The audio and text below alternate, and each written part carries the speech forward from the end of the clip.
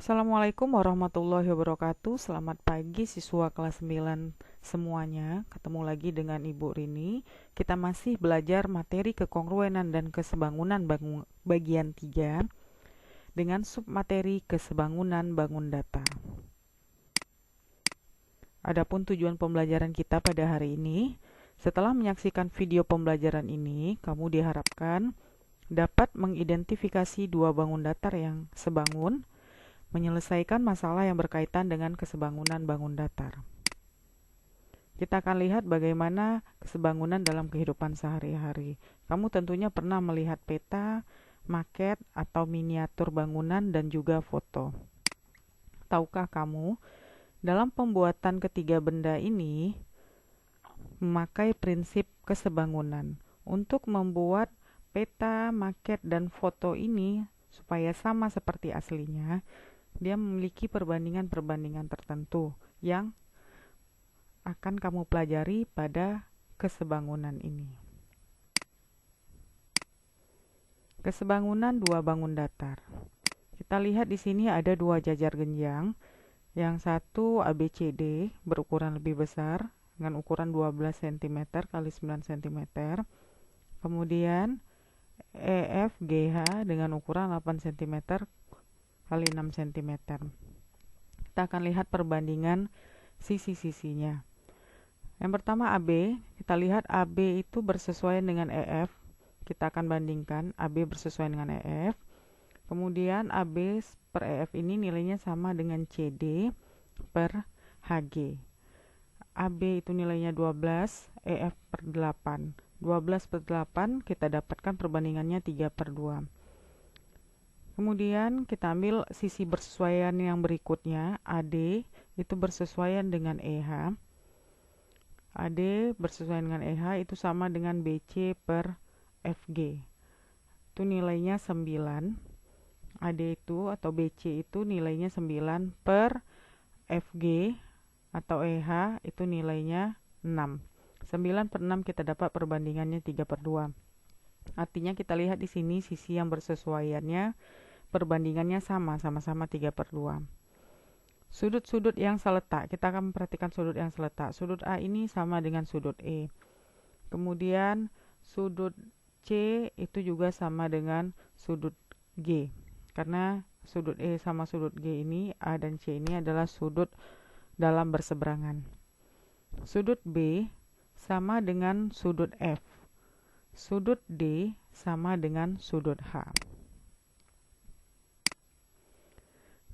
Dari bangun datar jajar genjang yang sudah kita kerjakan tadi, kita akan dapat syarat dua bangun datar dikatakan sebangun. Yang pertama, sisi-sisi yang bersesuaian pada kedua bangun datar tersebut harus memiliki perbandingan yang sama. Sudut-sudut yang bersesuaian pada kedua bangun datar itu sama besar. Kita akan bandingkan kongruen dan sebangun. Kongruen ini sudah kamu pelajari sebelumnya. Kita lihat dulu yang pertama kongruen. Dari gambarnya, dua bangun dikatakan kongruen itu bentuk dan ukurannya sama. Sisi yang bersesuaiannya sama besar atau sama panjang. Sudut yang bersesuaian sama besar. Sisi yang bersesuaian sama besar atau sama panjang inilah yang membuat dua bangun datar kongruen ini harus ukurannya sama. Sebangun, kamu perhatikan yang sebangun ini dia bentuknya sama tetapi dia mempunyai ukuran yang berbeda. Sisi yang bersesuaian memiliki perbandingan yang sama. Jadi ini bukan sama panjang ya seperti kongruen, melainkan perbandingannya yang sama. Sudut yang bersesuaian sama besar. Jadi sudut yang bersesuaian ini harus sama besar. Sudut A sama dengan sudut B sama dengan sudut Q, sudut C sama dengan sudut R, sudut D sama dengan sudut S. Dari sini kita dapatkan perbedaan kongruen dan sebangun itu pada sisi yang bersesuaian. Kalau kongruen sisi yang bersesuaian itu adalah sama besar, sedangkan pada sebangun sisi yang bersesuaian perbandingannya yang sama. Sedangkan untuk sudut yang bersesuaian, persamaan dari kongruen dan sebangun ini, sudut yang bersesuaiannya harus sama besar. Kita perhatikan contoh soal. Di sini ada dua trapesium ABCD dan EFGH. Menentukan nilai X, Y, dan Z. Ini adalah sudut yang ditanyakan. Kemudian panjang sisi EF, BC, dan HG. Untuk menentukan X derajat, X ini kita lihat X derajat ini adalah sudut G. Sudut G itu bersesuaian dengan sudut C. Maka nilai X derajat sama dengan 22,6 derajat. Y derajat, Y hubungannya dengan 22,6 derajat. Ini adalah sudut dalam sepihak. Maka untuk menentukan Y derajat adalah 180 kurang 22,6. Kita dapatkan sudutnya 157,4 derajat. Z derajat ini nilainya sama dengan Y derajat. Sudut H sama dengan sudut D. Maka Z derajat sama dengan Y derajat itu 157,4 derajat. Kita lihat lagi untuk menentukan panjang EF. EF ini bersesuaian dengan itu dengan AB, maka kita bandingkan EF per AB. Kemudian kamu cari dua sisi bersesuaian yang sama-sama sudah diketahui nilainya. Kita pakai EH dengan AD. Karena kita mulainya dari trapesium yang kecil, EF per AB tadi, maka kita juga harus menuliskan dari trapesium yang kecil, EH per AD. EF per 16 sama dengan 15 per 20. Kemudian yang 15 per 20 ini kamu sederhanakan sama-sama bagi 5 sehingga menjadi 3 per 4. Kemudian kamu kali silang. Untuk menentukan EF, 16 kali 3 per 4. EF kita dapatkan 12. Untuk menentukan BC, BC itu bersesuaiannya dengan FG. BC bersesuaian dengan FG. Sekarang kita mulai menuliskannya dari trapesium besar per trapesium kecil.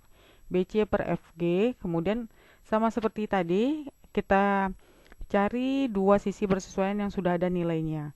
BC per FG sama dengan AD. AD per EH. Sekarang kita menuliskannya AD yang di atas, karena kita mulai membandingkan dari trapesium yang besar. AD per EH. BC per FG-nya 20 cm. Kemudian AD itu 20 per EH 15. Langkahnya sama dengan tadi, kita sederhanakan dulu. 20 sama 15 ini sama-sama kita bagi 5. 20 bagi 5, 4. 15 bagi 5, 3. Didapat 4 per 3. Setelah itu kali silang. 20 dikali 4 per 3 untuk mendapatkan BC. Kita dapatkanlah BC 26, 2 per 3. Untuk menentukan HG lagi. Kalau untuk menentukan HG kita tidak memakai perbandingan, tetapi memakai prinsip Pythagoras yang sudah kamu pelajari di kelas 8. Jadi di sini EF itu 12 cm, EH 15. Kita tarik garis putus-putus yang lurus, yang tegak lurus dengan FG. Kita kasih titik bantu O. Jika yang di atas ini 15 cm, maka FO juga 15. Tadi FG 20, maka yang OG ini sisanya 20 kurang 15 sama dengan 5. Kita pakai teorema Pythagoras. Untuk menentukan HG, HG ini adalah sisi miring, berarti akar dari HO kuadrat ditambah OG kuadrat. 12 kuadrat tambah 5 kuadrat sama dengan 144 tambah 25 sama dengan akar 169 sama dengan 13. Ya, gampang sekali. Dan ingat, pelajaran kesebangunan ini ada hubungannya dengan pelajaran perbandingan di kelas 7, pelajaran tentang sudut juga dulu di kelas 7, dan teorema Pythagoras di kelas 8. Jadi demikianlah pembelajaran kita pada hari ini. Semoga siswa semuanya memahami apa yang sudah Ibu jelaskan. Dan sebagai referensi kamu bisa membaca buku dan LKS-mu untuk materi kesebangunan dua bangun datar. Terima kasih dan selamat belajar.